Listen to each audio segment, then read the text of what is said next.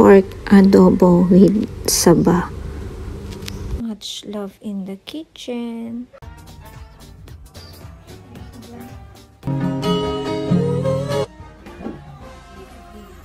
Let us cook pork adobo with saging na saba. Yung saba ay galing dun sa puno ng saging na itinanim ko na natumba at nahinog na nga siya. Iprito natin pero sunog siya. Kasi habang ako ay nagpiprito ay nagpre-prepare ako ng ibang mga sahog. Kaya yan, nasunog tuloy yung saging ko. Pero okay lang, hindi naman siya mapait. And nagprepare na nga ako while cooking banana ng mga ibang ingredients like the sibuyas and the garlic. Afterwards, iginisa ko na nga yung sibuyas at onion, garlic.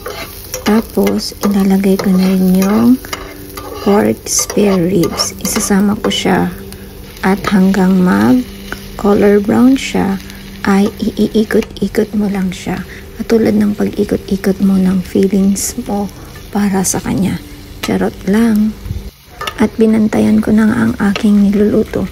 Kumuha nga pala ako dyan ng pork spare ribs kasi pag nagkakarni ako, kailangan may buto-buto. Lalo na, juntis na naman si Saya and kailangan na naman niya ng mga ng mga buto-buto. At hindi ko na nga siya iniwan para hindi siya masunog. Tandaan mo, sa isang relasyon, kailangan mong binabantayan yung feelings mo para sa kanya. Para maging perfect yung pagka-golden brown ng aking adobo. Nilagyan ko na nga siya ng paminta. Ito yung durog. Tapos, konting asin. And then, toyo. Then, tamang bantay lang. Mekos-mekos, tamang tansya. Then, put some water. At yung bay leaves. Katapos, naglagay na naman ako ng paminta. Ewan ko bang bakit lagi kong nilalagay ng paminta. Hindi naman mapait ang feelings ko para sa kanya. Plus, this time is the toyo.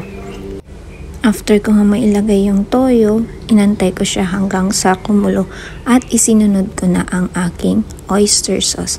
Laging hindi nawawala yung oyster sauce pag nagluluto ako kasi nagpapasarap siya sa lutuin. Parang sa relasyon, nagkakaroon ng sarap sa pagsasama kung maayos. At inilagay ko na nga yung saging pagkatapos kong ilagay yung suka. And taran, ready na!